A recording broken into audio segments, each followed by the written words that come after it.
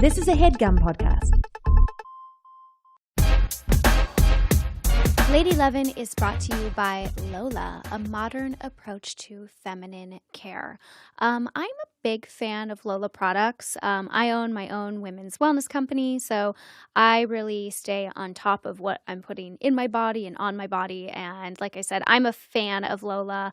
I know the founders of the company. They are great girls. But let's get to the point of what Lola is if you are unclear. So they offer a line of organic cotton tampons, pads, and liners. And they started their company with a simple and seemingly obvious idea, which is that women shouldn't have to compromise when it comes to feminine care products. And I absolutely agree with them. So their products are 100% natural and 100% easy to feel good about. They offer complete transparency about the ingredients in all of their products. There's no BS, no mystery fibers. They're 100% organic cotton with no added chemicals, fragrances, synthetics, or dyes. That is awesome, you guys. So you buy your Lola tampons online.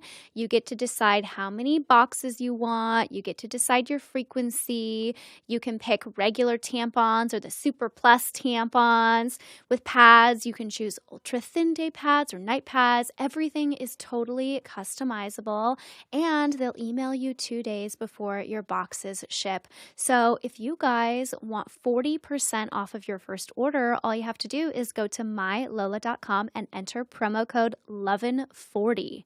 That's a little different than our normal promo code, guys.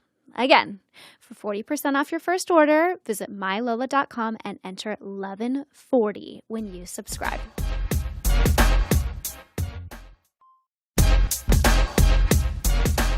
Well, hello, everybody, and welcome to your weekly episode of Lady Lovin. This is Lo Bosworth. I'm here with Greta Titleman and Julie Hendricks. Hi, guys. These bi-coastal babes are here with me. We just want to do a quick shout out at the top of the episode. Please remember to vote for us for Best Podcast for the Shorty Awards. We are so excited that we got nominated. We are like in crazy good company. And also, if you are going to be in LA on February 21st, we are doing Lady Lovin Live West Coast Edition at the Hollywood Improv. So get your tickets and come see us. Yeah, the ticket links are in the Lady Lovin Instagram page. That's linked in my Instagram page. So if you need help finding where to buy tickets, it's right there for you. Very easy. You could do it. And you're going to come to the show with your questions, and you're going to get up on stage and hang out with us and have a little tequila, a tequiki. A tequiki. I love a tequiki. I love a tequiki. Do they have tequila at the Hollywood Improv? Yeah, why would they not? They have a full bar. So. They got a full bar, bitch. Do you think there's ever a bar that just like, you know, every bar usually has vodka, wine, tequila, beer. Yeah. It just like doesn't have tequila and they only have vodka. Well, I know that there are these like Russian vodka bars where I think there's just I think that's more like a specialty situation. I think if you have a liquor license, you probably want to have all of the liquor so that you can make all of the money and be able to serve everyone. Yeah, agree. Jilly, I've just been really exploring food trends these days, so that was my quick cue. Cool, I love it. What's going on in New York this week, Jilly? Tell us your stories. No, I don't have a lot going on. I have a lies. You're lying. You have stuff going on. How's work going? I don't have a lot of like personal stuff going on. Just a bunch of work. Nobody stuck it up your butt this week. I do feel like emotional this week. I felt emotional this week. You know why? That supermoon. Leading up to that big supermoon, we were all feeling crazy. Are you guys getting your periods? Yeah, I feel really crazy. I felt like I had to take more baths than normal this week. Wow. Like I needed more me time than I have in a while. Makes sense. That's normal. I feel like when you work the hours that you do, Julie, you're like grinding it out and you have to like take a moment for some self-reflection and self-care and love. My favorite thing though is that I never do any work on Saturday. That's good. Ever. And a lot of day for yourself. Yeah. Jilly One day where no work is done. A lot of exercise, but no work. Are you still doing like your crazy exercising? Since I had the flu and then I had a sinus infection, I really had to slow it down. I had to, what they say, listen to your body or whatever that bullshit is. Yeah. So I listened and it was very tired, so I didn't exercise as much. Got it. It's very important. So now I'm chilling. But next week I'll get back. Yeah, that's great. I know you'll get back. I'm not worried about you, Julie. Neither of us What's are going on fitness. with you guys? How's LA? Are you guys just, do you feel tan and like you just, healthy and like you just drank a bunch of juice, or what's happening? Greta is drinking juice right now. So I'm drinking tea. I woke up this morning with a terrible cough. I don't know, like my body is freaking out. I've been dealing with like a lupus issue. Oh yeah, how are your hands today? They're not great. Sweet thing. I know. I mean, I'm finally getting my medication today, so that's good. But you guys, lupus is a bitch. Yeah. I just haven't been able to sleep. My hands are in constant pain. But my medication comes today. You also have an That's audition good. later today that you're gonna slay. I do. That's exciting. LA's good. I was really, really struggling though, like in the beginning of the week, and I'm feeling a lot better now. Like a lot better emotionally, feeling much more positive, much more optimistic. But you know what? I was going through a really like dark moment. But I'm feeling better now. That's good. How did you fix that? Did you speak to a therapist or did you just take some time? I actually did get a referral for a therapist out here. And I'm going to go see her. I kind of just had to think about like, because when I get sick with my lupus, that also like makes me incredibly depressed. I can imagine. Because Yeah, I it's can't really lose my stressful. body and I can't sleep well. Like it's terrible. So I kind of just had to take a step back and be like, okay, is this because of my lupus that I'm feeling so out of control and upset? Or is this like actually something very real and like what's going on, what's happening? So I took, excuse me, I took a second for self-reflection. And you know what I did that was really the game changer for me? I meditated. It's remarkable to me how if you're feeling like a cuckoo bird, just like 2 days of meditation can really help bring you like back to sort of like your main Oh my line. God. It was crazy. It was crazy. Do you do that I use app? Headspace. I love Headspace. Yeah. It's so easy. The guy's voice is so soothing, and when you sort of like get into your trance when he starts talking again, it never like jolts you out of it, which I really appreciate because I've done other apps and the other people's voices are very jarring. Yeah. And they can like fuck you up. Yeah. But this one is great. I love Headspace. It's amazing. It literally changed my life. Do you guys ever feel like when you're depressed or feeling like shit, like Greta, you said that you had a hard week, and as I've gotten older, I have sort of become more okay with just not being in a great place. Yeah. Like, of course, you want to get out of it as quickly as you can, but I have started to have these moments, these aha moments, like when I'm feeling like down or depressed or whatever, where it's just like, I understand that this is a temporary thing. It's a fleeting moment, and 100%. potentially tomorrow could be way better. Well, I think Instead of just like allowing yourself to be like so wrapped up in the misery of it all, which I'm guilty of And I think also. that you have to definitely like, I don't know, I feel like also like when you're getting your period, like the week before, you're like, okay, I feel bad, like this isn't that great, and then you know that it will pass. I think just knowing that everything passes and will get better is like a really positive thing, and then you just, don't have the ability to spiral. I also just think that the older you get and the more you feel certain feelings, the more perspective you have on what those feelings actually mean for you. Yeah, for sure. So like, you go through things and you're like, okay, I've been in this place before. Why am I feeling this way now? What do I need to do to get out of it, et cetera, Yeah, exactly. It's like, okay, I'm hungry, or okay, I'm getting my period, or okay, my lupus is flaring up, or whatever it is, I just think that like something that I'm trying to do for myself is like I then feel guilty for feeling bad. You know what I mean? Something that is not helpful is like I'll be in a bad headspace and then I'll feel guilty about it. And I'm just like, I need to rid myself of feeling guilty. I'm allowed to feel this way. I think that's You know what? You should just feel guilty on Yom Kippur once a year. And get it all out of your system. For sure. I think that's kind of the point I was trying to get at when I was talking earlier. It's like it's okay to feel like shit, and it's okay to be like, okay, for 2 days, I'm going to just watch TV and it's fine. And I'm not going to beat myself up over this because my life is going to move on and I will be okay.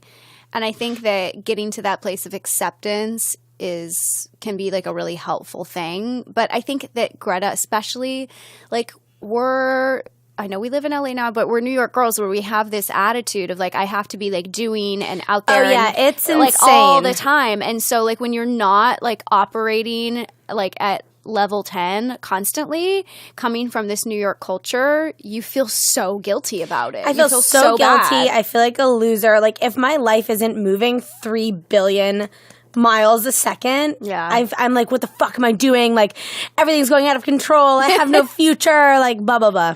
Yes. I get anyway. But feeling better now.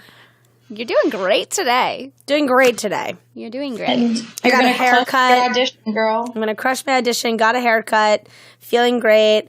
I'm having dinner with my boyfriend's dad tonight. Whoa. Oh, that's exciting. Yeah, I'm meeting his dad for the first time. Wait, let's talk about this. What are Romance. some tips you have on like how to dress and like how many drinks do you have? Like give us the lowdown. Here's on, like, my rule. etiquette. Here's my rule for parent meetings. First of all, like, not to toot my own horn, parents love me. They do. They so parents do. love me because I love talking to people. I love asking questions. I'm very curious. I'm adorable. I'm engaging. And you have this like beautiful milky skin that you look so young and fresh. Yeah, I'm like, look at my young fresh body. Yeah. No, that's how I open the dinner. I'm gonna meet his dad and I'm gonna be like, hi daddy. No, I'm kidding. Here's my rule for what I'm gonna wear. I wanna look nice, but I never wanna dress I don't wanna dress like crazy, you know what I mean? But I always want to be fancy. You want to look good. You want to step it up a notch. You want to look chic. I try not to like show off too much of my tits a lot of the time, mostly because I just don't want them to be a distraction. Mm-hmm. And in terms of drinking, it's important to wear something that you feel comfortable in and that you feel like yourself in. Yeah. You don't want to be wearing something where you don't feel like yourself or something that you'll be like adjusting or self-conscious about. You just want to wear something that you feel comfortable in. And then in terms of drinking, I always abide by whatever the parent does. So if the parent opens the meal with a cocktail, I'll get a cocktail. If the parent wants to get a bottle of wine, I will have as much wine as they want to have. If the parent is sober, but if my boyfriend is drinking, I will drink with my boyfriend. That's a good rule of thumb. Yeah, I follow the elders' lead in terms of alcohol. Yeah, that's smart. Because then you don't look crazy. Like if his dad tonight gets say he orders a scotch on the rocks for the first drink, I won't feel weird ordering a martini, you know? Yes. But some parents think that if I were to sit down and order a martini and they were to get wine, they'd be like, oh, this girl Who is this loose woman? Yeah, exactly. Yeah. Exactly. I think that's good. Always play it safe. It's kind of like going on a job interview in terms of the outfit thing where you just you want to be able to put your best self forward, so you don't want to have anything else that will stress you out. You know what I mean? Yeah, and I just think that following the lead. Also, I just become, in terms of meeting parents, I've always just found to become very submissive. You know? Yeah. I'm just like, you're driving this ship. I'm here to just have a good time with you. So you tell me what you want to do. For sure. I like it. Agreed. Lo, what's going on with your man? Well, he's not like my man, in an official capacity. Right. But I think they're dating. Yeah, we're quote unquote Remember we talked dating, about this last week? Yes. Yeah. What constitutes dating versus going on dates. dates. You guys are dating. Right. Yeah.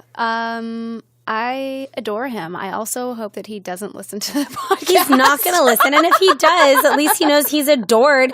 You know how much money I'd pay to be adored by Lo Bosworth? Oh, my God. $5. Crazy. He's great. He is like thoughtful and likes to talk to me, and we have so much fun together. And it's just exciting to meet somebody that you're excited about and to be in like that really early stage, because you never get like these first couple of weeks back. Mm-hmm. And it's also totally anxiety inducing, because like if they reach out, if they hit you up, then you feel cool. You're like, okay, right. I'm fine. But then if it goes like a day, you start to have a fucking meltdown. Have a meltdown, exactly. How do you know guys that. feel about like the texting when you go out with someone? Because I feel like when you go on a date with someone and then they hit you up a bunch and then you like haven't even gone on like more dates with them, it can get very weird because you feel like your relationship has like advanced even though you've only hung out once. Yeah. Like I feel like a lot can get like misconstrued in texting. Honestly, I am way less of a texter than I used to be. Like, I think when I was younger, I would be more engaged in these texting relationships, and now it's less important to me. I don't know. I have no interest in like texting all day long. I'm like, if you want to hang out or talk, like call me, or we'll have it like we'll go out. But like, I can't like talk to you all day. Like I'm busy. My reason for not liking texting all day long is, first of all, I'm bad at it and I don't have time for it. But also, it leaves nothing to talk about. Like, if you meet up with them later, like, I much prefer to hear about your day in person than to hear about it through text. And I don't know. Sometimes texting is distracting. I need to focus. I can't be popping off on a text with you all day long. I really need to focus. Yeah, I agree. Yeah. Especially like since I've been back in LA and I'm really doing a lot of like work again every day. Like I don't want to be distracted by somebody all day long. Like it's actually really nice to have the majority of the day to myself. And in my previous relationships, most of the men that I dated seriously and like lived with, they would work from home primarily. Right. And so I had constant access to them. And like over time, I think that it became like detrimental to our relationship, because like too much access is too much access. 100%. So having the opportunity to like miss somebody, it's the best thing in the world. I think it's like a really powerful thing. I had the same thing. I dated a guy and we worked together and we lived together. Yeah. So we would carpool to work together. That's crazy. At the same, it was like way too much. It was like, honestly, I don't understand how we even like decided that was like okay. But, you're young and naive and just like don't know. But I think that some people spend all their time together and they have totally healthy relationships. You know what I mean? So I think it just is like case by case basis. But for me, historically, it has not worked out, obviously. So it's nice to have some space, to also give a person some space. Yeah. And to see how it goes from there. Of someone missing you too. You know what I mean? Like not in a sense of like you're changing the way that you like live and doing all this stuff so someone can miss you, but I think there's something so nice about that. Like even missing someone's the most special feeling in the world. For sure. Like I know even like in Judaism, and when you're Orthodox, like you don't sleep with your partner for like 2 weeks out of the month, and so many people love that because they feel like it's like, you know, it keeps the romance alive, and it's like nice to sort of like have that like want and desire. Mm-hmm. I don't know. It's interesting. That is interesting. I don't think I could ever do that. Me neither. Oh my God, I just said his name. She takes it back. Said his name. Wow. Are we saying his name on the podcast? I don't know. Can we bleep it out? Serious? We're going to bleep it out. I want him to remain a mystery. Yeah. We're gonna bleep it out. I've done so good. I'll say my ex's name, Christopher. I don't know if I've ever said it on the show. I know. He remained a mystery during our whole relationship. I was like, my boyfriend, but like that fucker, fuck you, man. Wait, can we? Your name is Christopher. Fuck you. Yeah. I really just am into like bleeping things. I love the bleep sound. Yeah. So I really just want we should add more effects. Yeah, can we add bleeps, Nick? Yeah. Hell yeah. So I'm going to just say his name a bunch and we're going to bleep it. All right. Okay. On 3, you say his name and I'm going to bleep at the same time. Okay. 1, 2, 3. No, a real bleep would work better than it sounds. Yeah, but that was funny. You guys, for the sake of this bit, I'm going to say his name and Nick's going to bleep it in post, and this is going to be really exciting. So, and I fuck every day, and I love fucking so much all day long. is the best. Lays it down. Can fuck me right. I love fucking. All right. Greta, you're an asshole. I think that from here we Nick should has really been like film. writing down this moment where he has to put in 27 He's like, bleeps. fuck this girl. That was fun. I think this is a great segue into answering some of our listeners' questions. All Do right, you think it's a agree. good segue, Jilly? I love you. Yeah, I do. Like, let's transition. Let's transition to some questions after that beautiful introduction from Greta. Okay, great. Cool. Jilly, do you want to take the first question, or do you want me to? Or do you want me Yes. to? Okay. I will read the first question. This is from one of our wonderful listeners who always sends so many messages about how she loves the podcast. So thank you so much. We appreciate all of you for listening and for downloading the podcast and subscribing and commenting on iTunes and all that you do. Okay, so here is her question. She ran into an ex at a wedding after having not seen each other in 5 years. She's 26 years old, and the last time she saw him, she was a senior in college. She said that when they saw each other, it was like no time had passed. She said they've obviously been leading completely different lives. They've both been out of college for 5 years, have their own careers. She says she's currently finishing up at a rehab center for an eating disorder, and he's been seeing his current girlfriend for 4 years. She said that when they saw each other at the wedding, they basically picked up right where they left off, and he let her know that he's been having a lot of family issues, with divorce from his dad and alcoholism and all of this stuff. And she let him know that she was finally seeking treatment for her eating disorder.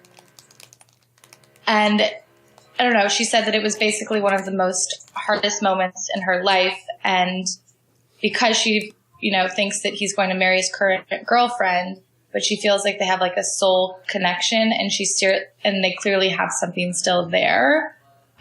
She says it's like La La Land. And she's really trying to understand what she should do, how she should navigate the relationship moving forward. She says they still occasionally talk on Snapchat, and she just wants to know what she should do. I think that This is complicated. I think that she needs to find another soul sister. I mean, soul man or whatever. I think that when you're with someone for so long and you like see them again, and you everything comes back, you know what I mean? And you're like, oh my God, but you have to remember that like you guys broke up, and if you were together, it wouldn't have been what it is. You know what I mean? It's like you're holding on to something from the past. Whatever you think you're holding on to, too, isn't there anymore. Honestly. Yeah.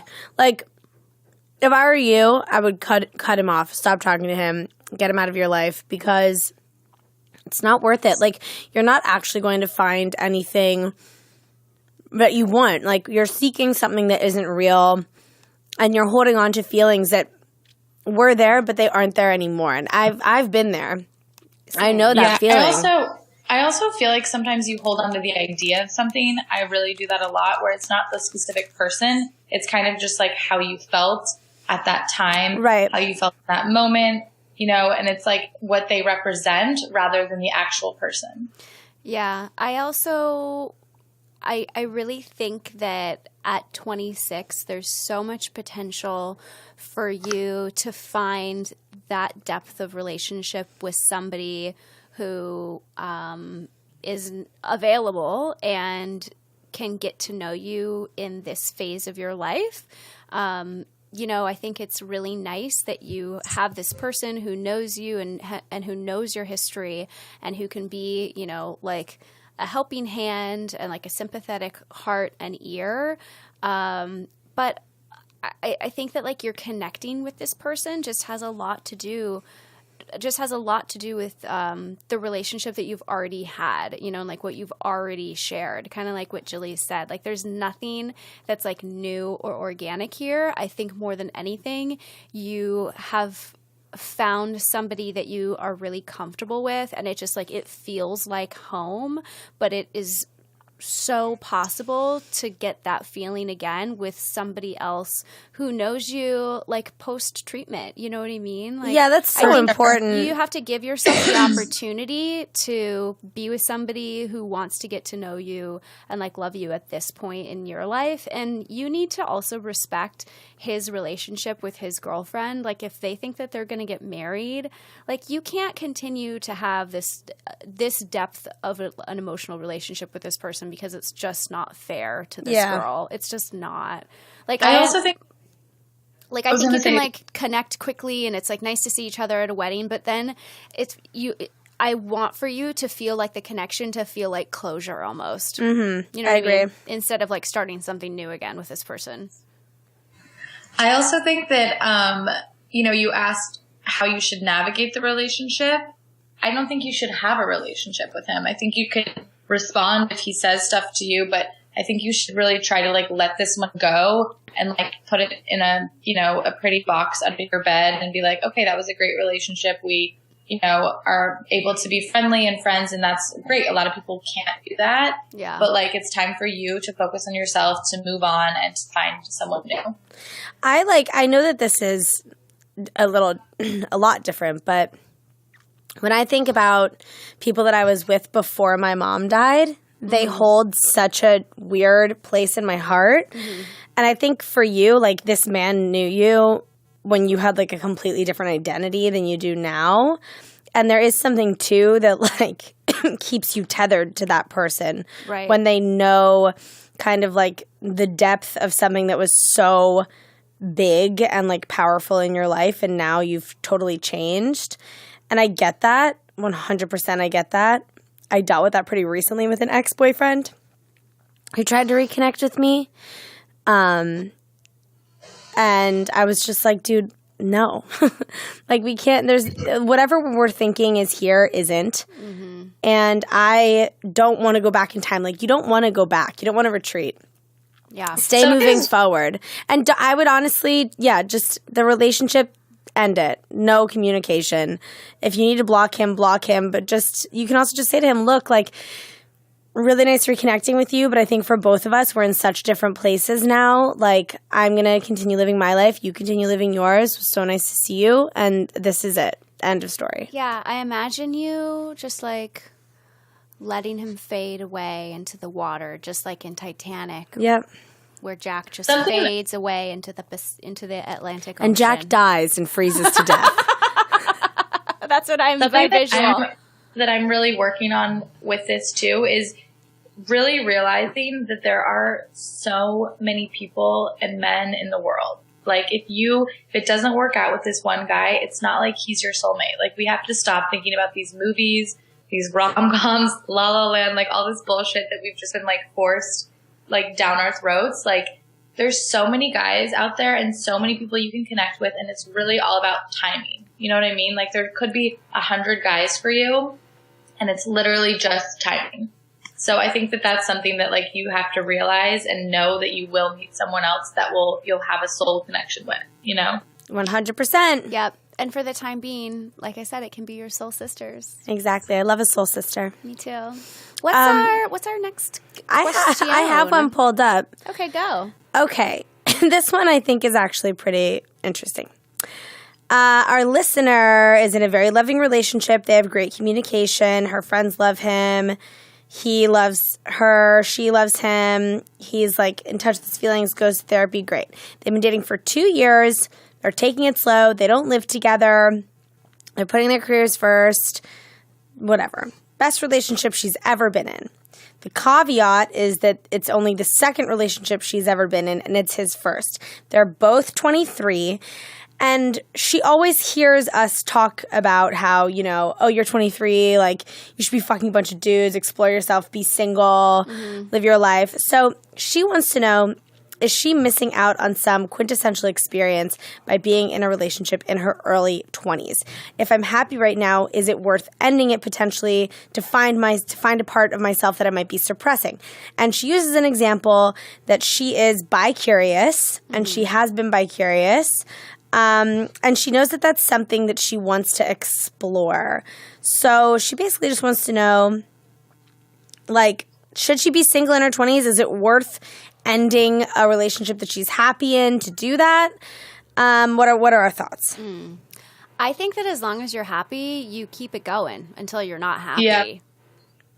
Well, there's a little bit in here, like, I think that, you know, I had a really serious relationship when I was like 22, 23 to 25, 26. I forget the exact years. And I hadn't had like it was my first boyfriend. I hadn't had any experience before that, but that relationship, it didn't work out for us, but I learned so much from that relationship of what I want, what I don't want, like how to live with someone, how to like speak, you know, how to go through different experiences and like, you know, going through like a death in the family or like, you know, being there for someone and new jobs and that sort of thing, that you are experiencing things as well. You're just not experiencing like the single things, but you're still experiencing a lot of stuff that really helps and prepares you for life. Mm-hmm. And I guess in terms of the, you know, curious stuff, like if you are interested in that, maybe that's something that you could bring up to him and see if he would be interested in as well. And maybe that's something like you do in your relationship. I don't know. I think that there's a lot that can be explored, but I think that you shouldn't get out of a relationship because you think you should be single. You should only get out of it if you want something else or you, you know, feel like you're like missing something. Yeah, I think if you're unhappy and you want to make a change, then you do that. But I think you sound like pretty content. This guy sounds great. And I think that there is a lot of like cultural movement towards more open relationships and like exploring your sexuality. And I think that if you talked to your boyfriend about it, like he would probably be down. So at least having the conversation with you, you know, there's like nothing wrong with having the conversation. And I feel like the fear of the conversation is really what probably like makes you feel held back more than anything else, if that makes sense. So I don't know, like I also had like serious relationships when I was young, and I think that it's important to have relationships, and I think it's also important to be single. I think it's important to do both. And you know, like honestly, my most favorite times as a single person was actually when I was like 25 and 26, when I had like a couple more years under my belt. And then I like really hit the streets because I felt like I like knew more confident, like what was up. You know what I mean? So I don't know. I don't know. I feel differently than Jillian Lowe. I think that if you're writing into us about this, you kind of want to be out of the relationship. You kind of want to be single. I think that if you're wanting our advice, if you have the itch, if you're even considering writing into us about this, I think that like you probably do low key want to be single, and that's fine. How am I going to put this the right way? Okay. Sometimes there doesn't need to be a problem in the relationship for the relationship to end. Sometimes it's okay for everything to be good in the relationship, but for you to want to figure out yourself. And just because he's all of these things that are so good, I've been in this position. Just because you can write a list of things that are so good about him, say that your friends like him, say that he loves you so much, yeah, it still doesn't mean that you have to be with him.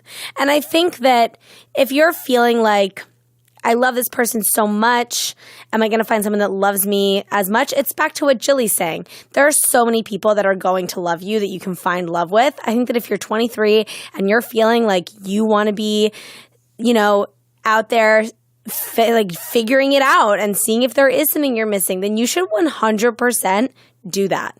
And coming from someone that has slept with women, that was a really important thing for me to do. Like I was a very bi-curious, that's such a funny word. I was very, you know, I always wanted to sleep with women, and I'm so happy that I've done that. I'm so happy that that's a part of my experience. And I think that I would have been really keeping something from myself had I not done it or do it or whatever. Mm-hmm. I mean, I don't know. I think that if you're feeling like you want to be sleeping with other men, sleeping with women, sort of doing your own thing, do it. regardless if there's a problem in your relationship. It's I don't know. I think that's how I feel. Greta coming in hot today. Just kidding. Well, I think we get stuck. I think we get stuck being like, yeah. being like, I'm happy, but I'm also not happy. It's a confusing. That's also part of the process. With my relationship, I was stuck for a year before I was like, oh, this is not right. Yeah. Or I gotta go. Bye. See ya. Exactly. That's how I felt in my past relationship. Our next question is kind of serious, and I wanted to just say that the listener that wrote in, this is so brave of you to write this, in an email and actually get this out there. So thank you. And she says, my question is kind of deep, and it has some layers. I'm 24, and about 2.5 years ago, I was raped.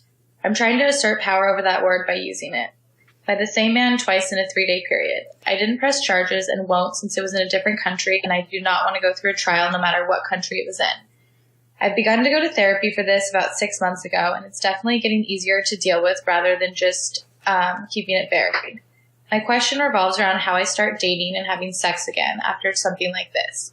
I haven't been with anyone or even been on dates since this happened to me, and I feel like I don't even know where to start. Is this experience something I should bring up before I sleep with someone? How do you tell a partner that this happened? And how do I even know if starting a relationship is a good idea? I think that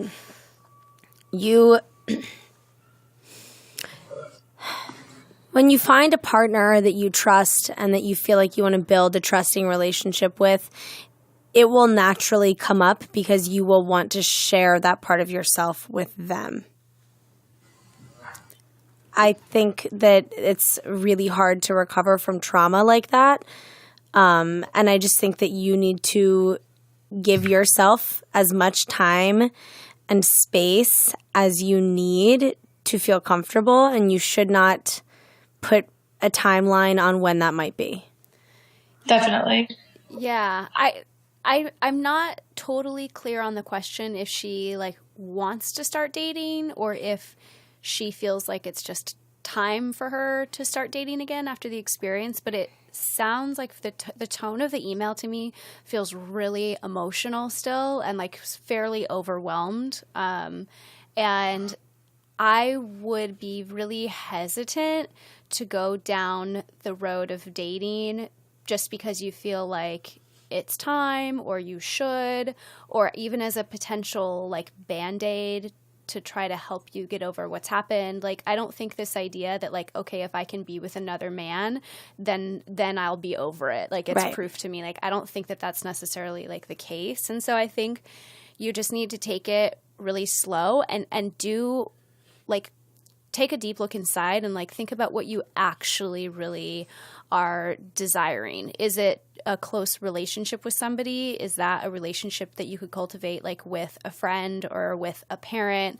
What are you looking for? And I think that when it comes to revealing what has happened to you, if you are in a situation where you're dating somebody, it might not happen in the way that you think. I would just allow it to occur naturally, and you might end up being physical with somebody and not even telling them for a while. You know what I mean? You never know how you're going to feel until you're in the situation. And you might honestly feel comfortable enough just being with somebody physically before you feel emotionally comfortable enough to tell them what has happened to you.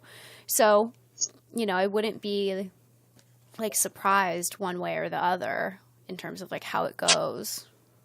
I was diagnosed with PTSD from situations that I was in with some men when I was younger.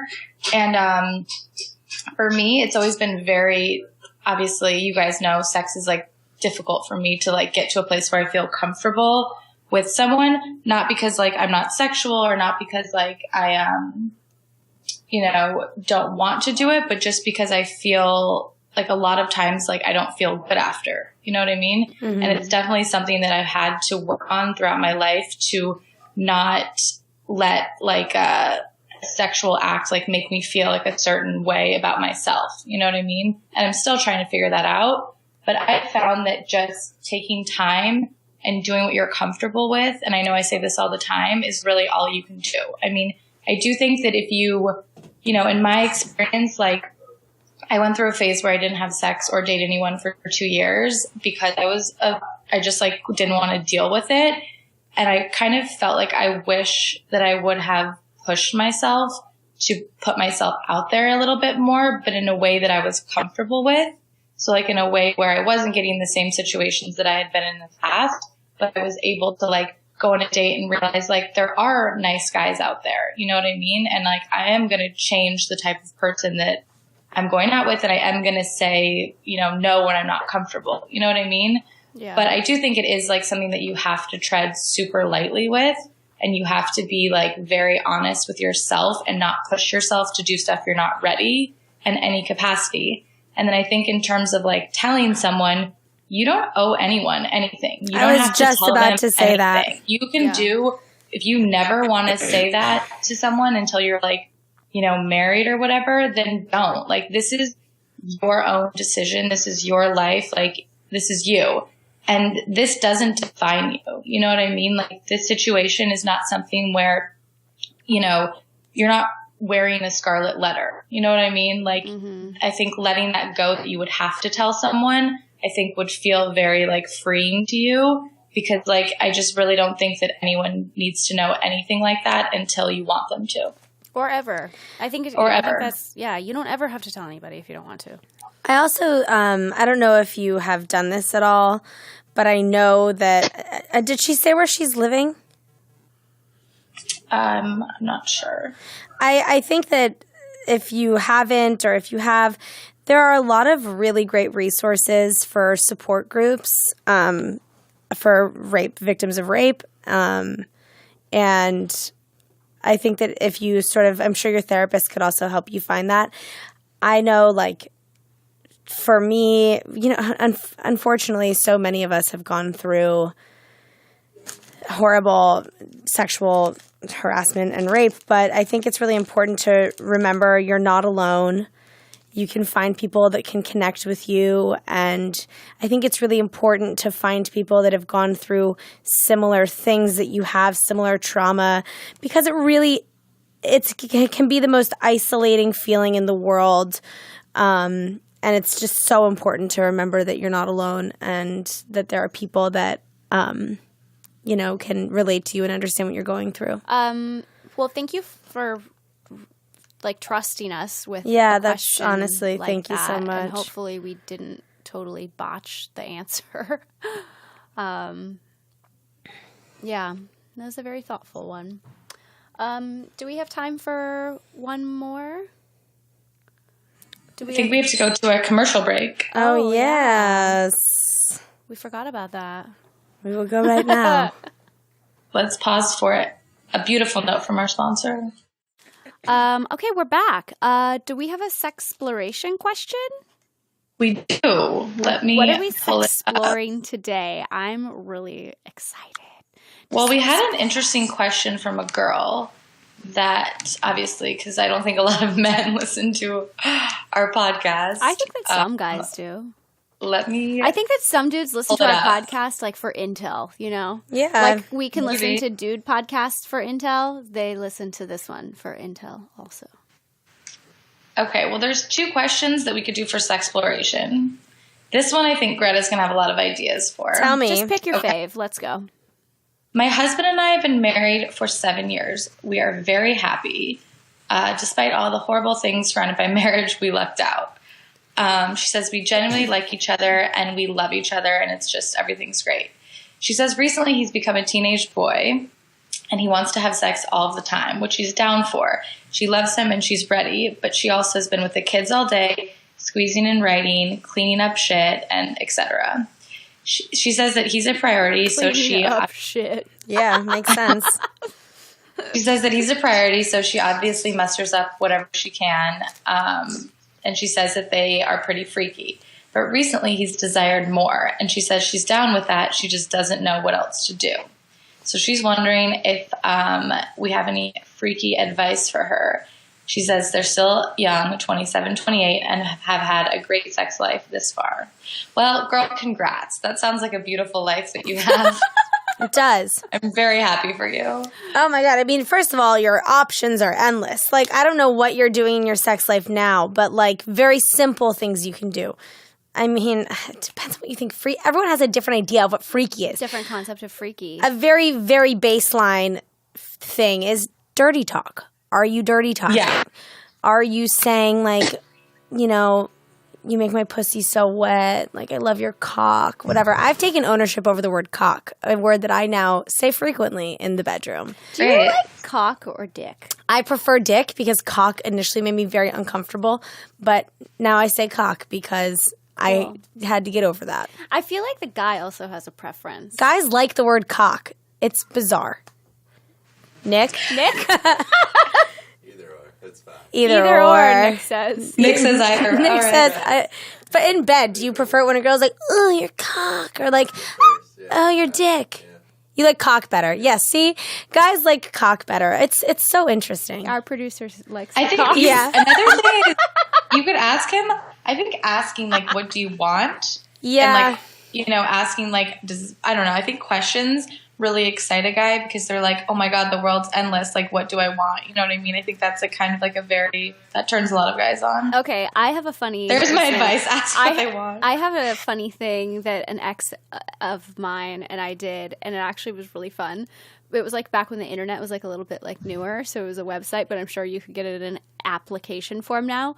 But you should get an app that gives you like a sex move of the day. Ooh, And, like, hot. every day you can do the sex move of the day or whatever, the position or whatever. Like that might be kind of fun to mix it up. And also you should each like make a list of the kinky weird shit that you want to do and then compare notes and then like go do it. Because I do find probably if you're married, you're comfortable having the conversation, but you might not be. You might be more feel like safer, like just writing the list down in private and then like hand delivering it like a love note. Yeah, You know what also- I mean? And then you can do the weird stuff that you want to do together. Things that are also very easy to do.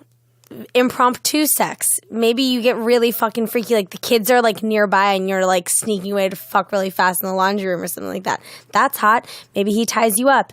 Maybe you pretend to be a schoolgirl. Maybe you like give him roadhead. I don't know. There are so many things you can do. Roadhead's really not safe, so don't do that. But there are so many Wear things you can seatbelts. do. Are you, I mean, another very basic... Watching porn? Are you riding him reverse cowgirl? All these things. Is he playing with your asshole? Is he licking it? Is he putting a finger in there? Are you putting a finger in his asshole? I mean, there are so many things. Butt plugs, sex toys. I mean, the list goes on. Greta, you're like a encyclopedia. Well, can I Also, tell you you, could watch porn and you can also get sex toys. Sex toys are really great. can I tell you what I did the other night, which was like Yes. very funny? Yes. I was, Jilly's unsure if she wants to hear it.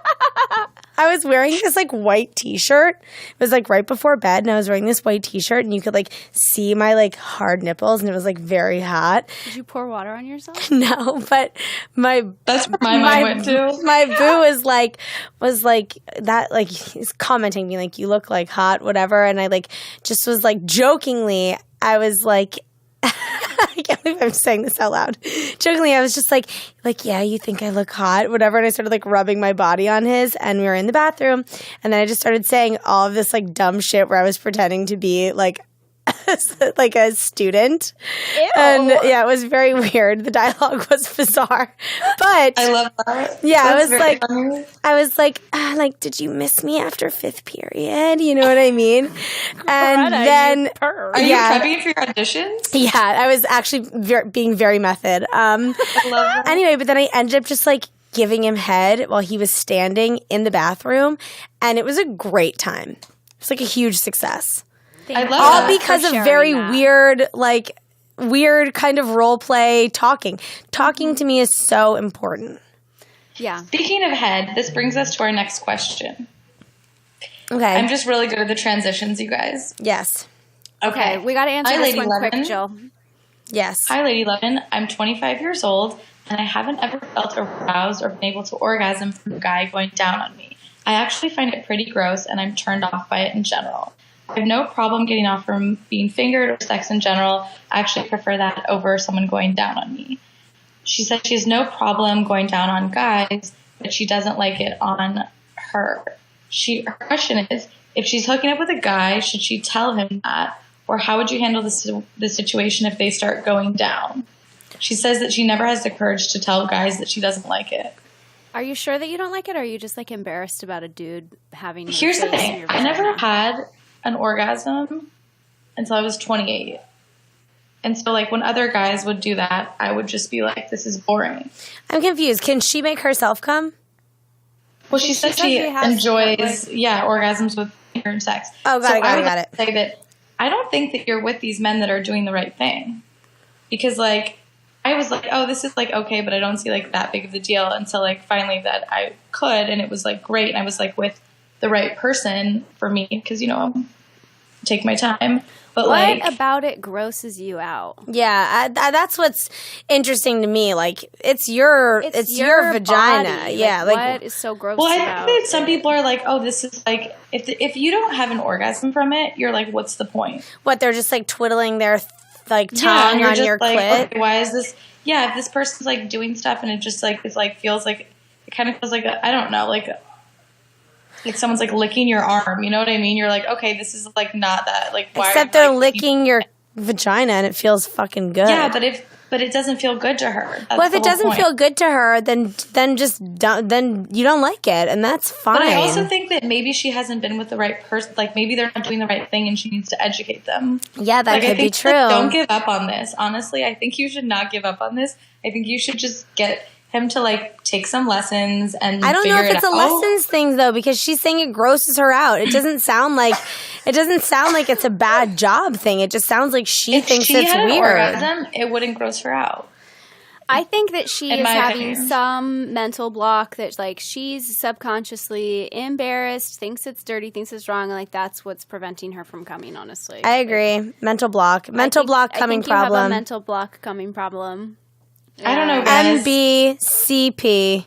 I don't know. From my experience, it's just been that they just have no idea, and I never communicated to them what to do. Also, you need to be really turned on by the person going down on you. I have felt like it's gross when I thought the dude was gross, and I've just been like, ugh, get your mouth off my body. Yeah. But I do think you are having a MBCP. I think so, too. Guys, that's all the time that we have for today. Who is our lady lovin' for the week? Ooh, I Chihuahua. Who is it? Oh, it is. You know who mine is? Who? Elaine, and I'm going to mess up her last name. Elaine Welteroth. She was the editor-in-chief of Teen Vogue.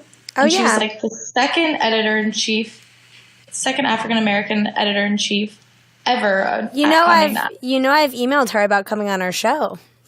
I'm obsessed with her. That we've been in an email communication about it. And timing such a role model, and she is only 31. Yeah. Oh, yeah. I remember that. Elaine, why didn't you come on the show? It was timing, but we can see if she can maybe come on very soon and go out to Brooklyn with Jilly and be in that beautiful studio. For sure. I would love that. So shout out to Elaine. I feel like she did such amazing work at Teen Vogue, and I feel like she's going to just crush it with her next project. So thanks for being so cool. I'd also like to shout out Phoebe Robinson, who is on our podcast, and Jessica Williams, two dope queens, because their show premiered on HBO on Friday. Oh, good for them! And that's a cool thing too. Two other women that have a podcast and are great. Queens. Awesome! Bravo for them. Golf claps. Okay, guys, thanks for tuning in. Subscribe. Listen every week. Listen every day. Tell all your friends we love you. Bye. Bye.